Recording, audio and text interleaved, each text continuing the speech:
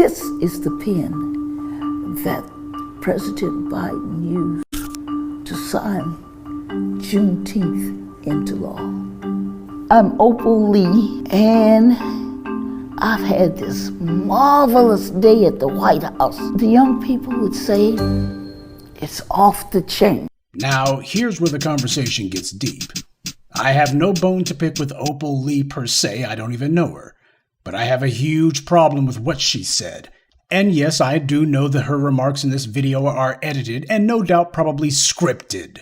This is the pen that President Biden used to sign Juneteenth into law. When she talks about having gotten the pen that Biden used to sign the Juneteenth Holiday Act, you know what that reminds me of? It reminds me of John, I got my butt whooped in Selma, Lewis. He would also frequently talk about how he received one of the pens that LBJ used to sign the 1965 Voting Rights Act. The times may change, but these grateful old Negroes remain exactly the same. Was it white people who were enslaved in Galveston? Was it Asians or Hispanics? Who was it that General Field Order No. 3 was liberating? Who did it apply to?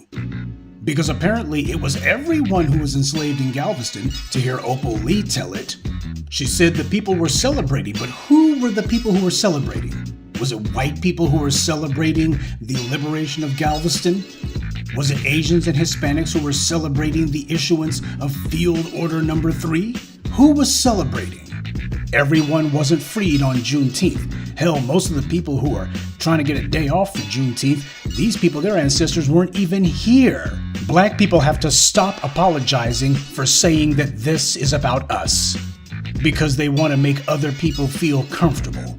Thinking about other people's comfort, prioritizing other people's comfort over our own, that's why slavery went on for as long as it did.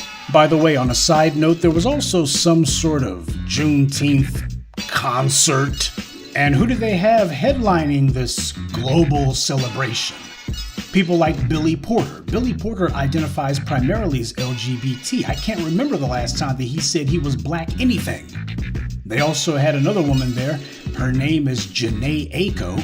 You look at her and what you see is that her mother is Japanese with a little bit of black, and her father identifies as Jewish, Native American, and some African American, in that order.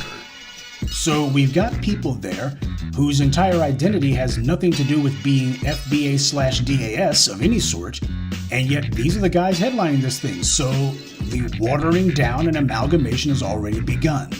After all, you got some Negroes who are sitting here saying this is a global celebration. It's not a Black American celebration, it's a global celebration, which means it's going to be whatever everybody else wants it to be.